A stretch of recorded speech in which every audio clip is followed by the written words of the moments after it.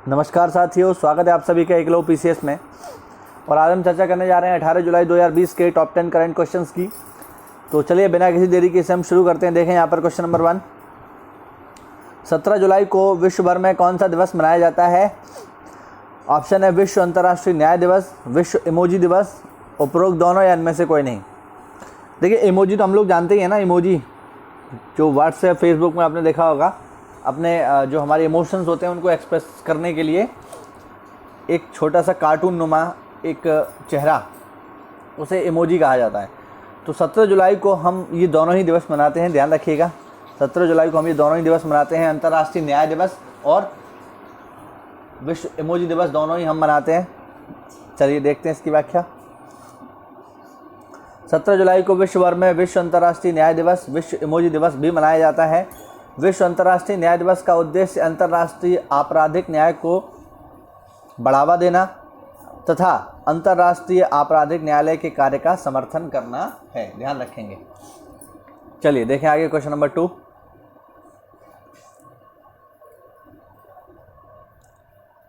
आगे देखें, आध्यात्मिक गुरु पुरुषोत्तम प्रियदास जी स्वामी का हाल ही में कितने वर्ष की उम्र में निधन हो गया है? ऑप्शन 60 साल, 78 साल, 84 साल या 92 साल। तो ये जो स्वामी जी हैं पुरुषोत्तम प्रियदास जी, इनका निधन हो गया है विद्यार्थियों 78 वर्ष की उम्र में। आध्यात्मिक गुरु पुरुषोत्तम प्रियदास जी स्वामी का हाल ही में 78 वर्ष की उम्र में निधन हो गया है। उनके निधन पर भारत के प्रधानमंत्री नरेंद्र मोदी जी और गृह मंत्री अमित शाह जी ने शोक जताया है। पुरुषोत्तम प्रियदास जी स्वामी नारायण गादी संस्थान से जुड़े हुए थे। तो महत्वपूर्ण सवाल है, ध्यान रखिएगा, महत्वपूर्ण व्यक्ति हैं ये। चलिए आगे बढ़ते हैं। भारत ने हाल ही में फ्रांस और किस देश के साथ एक द्विपक्षीय समझौते पर हस्ताक्षर किया है? जापान, अमेरिका, चीन या ऑस्ट्रेलिया? तो ये समझौता किया है भारत ने फ्रांस और अमेरिका के साथ। भारत ने हाल ही में अमेरिका और फ्रांस के साथ एक द्विपक्षीय समझौते पर हस्ताक्षर किया है, जिसके अनुसार प्रत्येक देश की एयरलाइंस को शुक्रवार से शुरू होने वाली अंतर्राष्ट्रीय उड़ानों को संचालित करने की अनुमति होगी। तो ध्यान रखिएगा। चलिए बढ़ते अगले प्रश्न की ओर। हाल ही में किस स्मार्टफोन कंपनी ने भारत में इंडस्ट्रियल डिज़ाइन सेंटर की स्थापना करने की घोषणा की है? ऑप्शन पैनासोनिक, सैमसंग, वीवो या रेडमी? सही जवाब है इसका विद्यार्थियों वीवो। हाल ही में वीवो स्मार्टफोन कंपनी ने भारत में इंडस्ट्रियल डिज़ाइन सेंटर की स्थापना करने की घोषणा की है। साथ ही कंपनी में कर्मचारियों की संख्या को बढ़ाकर 50,000 पर करने की घोषणा की है।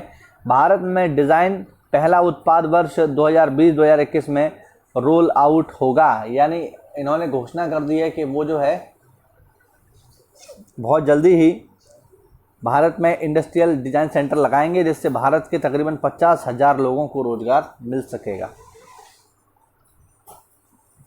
चलिए आगे बढ़ते हैं।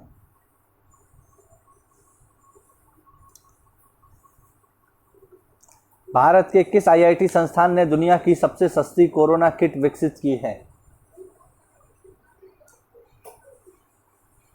किस आईआईटी संस्थान ने दुनिया की सबसे सस्ती कोरोना किट विकसित की है? ऑप्शन है IIT Chennai, IIT Delhi, IIT Mumbai, IIT Kolkata. सही जवाब आईआईटी दिल्ली। भारत की आईआईटी दिल्ली ने दुनिया की सबसे सस्ती कोरोना किट विकसित की है, जिसका नाम कोरोश्योर, ये है इसका नाम कोरोश्योर। इसे दिल्ली की फर्म न्यूटेक मेडिकल डिवाइस के साथ मिलकर तैयार किया गया है। इस किट की कीमत 399 रुपये है। तो काफ़ी सस्ते में ये किट आपको मिल जाएगी और ये आपको ये बताएगी कि आप कोरोना पॉजिटिव हैं या नहीं। चलिए आगे देखें। निम्न में से किस राज्य सरकार ने हाल ही में वीडियो कॉन्फ्रेंस के जरिए प्राइवेट अस्पतालों में कोरोना संक्रमण के इलाज के लिए फीस निर्धारित कर दी है? जैसा कि आपने देखा होगा कि कोरोना संकट के दौरान जो प्राइवेट अस्पताल हैं वो बहुत ही ज़्यादा मात्रा में लोगों से रुपया लूट रहे हैं, बहुत बड़ी मात्रा में जो है फीस वसूल कर रहे हैं। तो ऐसे में किस राज्य सरकार ने उनकी फीस को निर्धारित कर दिया है कि आप इससे ज़्यादा फीस ले ही नहीं पाएंगे कोरोना पेशेंट से? ऑप्शन है पंजाब, बिहार, दिल्ली या गुजरात। कौन सी सरकार है वो? तो वो सरकार है विद्यार्थियों पंजाब की। पंजाब सरकार ने हाल ही में वीडियो कॉन्फ्रेंसिंग के जरिए प्राइवेट अस्पतालों में कोरोना संक्रमण के इलाज के लिए फीस निर्धारित की है, जिसके लिए सरकार ने निजी अस्पताल में 6500, 5500 तथा 4500 रुपए की 3 श्रेणियां जो है बनाई हैं, ध्यान रखिएगा। चलिए बढ़ते अगले प्रश्न की ओर। गृह मंत्रालय ने अर्धसैनिक बलों के जवानों को किस ऐप के इस्तेमाल करने पर प्रतिबंध लगा दिया है? इंपॉर्टेंट सवाल है, ध्यान रखिएगा। होम मिनिस्ट्री ने ये कहा है कि ये ऐप जो है हमारे जवान इस्तेमाल नहीं करेंगे, जो पैरामिलिट्री फोर्स के जवान हैं वो इसे इस्तेमाल नहीं करेंगे। कौन सा एप्लीकेशन है वो? ऑप्शन है ट्विटर, फेसबुक, गूगल या माइक्रोसॉफ्ट। तो ये जो है फैसला फेसबुक के लिए लिया गया है, आप देख सकते हो। गृह मंत्रालय ने अर्धसैनिक बलों के जवानों, अब इसमें कौन कौन से आते हैं देखिए, सीआरपीएफ, आईटीबीपी, बीएसएफ, सीआईएसएफ और एनएसजी।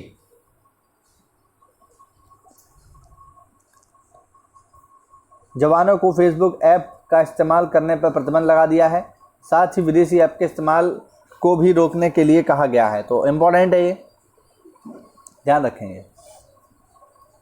चलिए बढ़ते अगले प्रश्न की ओर। केंद्रीय रेल मंत्री पीयूष गोयल के अनुसार भारतीय रेलवे अगले कितने साल में 100% विद्युत चालित नेटवर्क बन जाएगी? ये देखिए बहुत ही बड़ी न्यूज़ है ये, है ना। अगले कितने साल के भीतर हमारी जो रेल है वो 100% इलेक्ट्रीफाई रूट पर चलेगी। ज़्यादातर जो है रूट इलेक्ट्रीफाई हो गए हैं या नहीं हुए हैं, तो कोरोना संकट के दौरान भी वहाँ जो है काम चालू है। तो कितने साल के भीतर ये जो है टारगेट सेट हमने किया है? तो रेल मंत्री के अनुसार आने वाले 3.5 सालों में जो है हम इस टारगेट को अचीव करेंगे। केंद्रीय रेल मंत्री पीयूष गोयल के अनुसार भारतीय रेलवे अगले 3.5 साल में 100% विद्युत चालित रेल नेटवर्क बन जाएगी। उन्होंने कहा है कि वर्तमान में रेल का 55% नेटवर्क ही विद्युत चालित है तथा 3.5 वर्ष में यह 100% विद्युत चालित नेटवर्क हो जाएगा। तो काफ़ी तेज़ी से इस दिशा में जो है कार्य चल रहा है। चलिए बढ़ते अगले प्रश्न की ओर। दिल्ली सरकार ने खाद्य सुरक्षा व मानक अधिनियम के तहत राजधानी में कितने वर्ष के लिए सुगंधित तंबाकू व तंबाकू मिश्रित उत्पादों की बिक्री व भंडारण पर प्रतिबंध लगा दिया है, पाबंदी लगा दिया? 1 वर्ष के लिए, 2 वर्ष के लिए, 4 वर्ष के लिए या 5 वर्ष के लिए?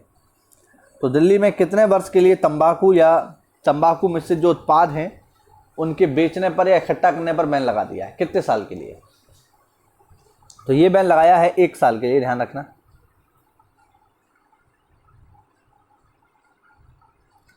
कोरोना संक्रमण को मद्देनजर रखते हुए इस आदेश को बेहद अहम माना जा रहा है। दिल्ली में गुटखे पर पहले से ही प्रतिबंध है। अब दिल्ली सरकार ने खाद्य सुरक्षा तथा मानक अधिनियम के तहत राजधानी में 1 वर्ष के लिए सुगंधित तंबाकू व तंबाकू मिश्रित उत्पादों की बिक्री व भंडारण पर प्रतिबंध लगा दिया है। तो ध्यान रखेंगे हम लोग, काफ़ी महत्वपूर्ण हो जाता है ये। चलिए बढ़ते हैं अगले प्रश्न की ओर। हाल ही में पाकिस्तान एवं किस देश के मध्य पाकिस्तान अधिकृत कश्मीर के सुगौटी जिले में 700 मेगावाट की आज़ाद पट्टन जल विद्युत परियोजना के लिए एक समझौते पर हस्ताक्षर किया गया है? ऑप्शन है बांग्लादेश, नेपाल, भारत व चीन। तो पाकिस्तान जो है अभी तो काफ़ी करीब है चीन के, तो ज़्यादातर परियोजना है वो उसी के साथ मिलकर कर रहा है। तो जवाब हो जाएगा इसका चाइना। हाल ही में पाकिस्तान व चीन देश के मध्य पाकिस्तान अधिकृत कश्मीर में सुगौटी जिले में 700 मेगावाट की आज़ाद पट्टन जल विद्युत परियोजना के लिए एक समझौते पर हस्ताक्षर किया गया है। झेलम नदी पर स्थित आज़ाद पट्टन विद्युत परियोजना $2.4 अरब का एक हाइड्रो पावर प्रोजेक्ट है। तो ध्यान रखना, पेपर में पूछा जा सकता है कि आज़ाद पट्टन जल विद्युत परियोजना कहाँ अवस्थित है, किस नदी पर है, ध्यान रखिएगा। तो ये है पीओके में, और किस नदी पर है? झेलम नदी पर है। तो ये थे विद्यार्थियों हमारे टॉप 10 करंट क्वेश्चन जो कि जुड़े हुए थे 18 जुलाई से। उम्मीद करता हूँ वीडियो में आपको कुछ नई जानकारी मिली होगी। तो ऐसा है तो वीडियो को लाइक करें, चैनल को सब्सक्राइब करें। मिलते हैं अगली क्लास में, तब तक के लिए स्टे होम, स्टे सेफ। जय हिंद, जय भारत।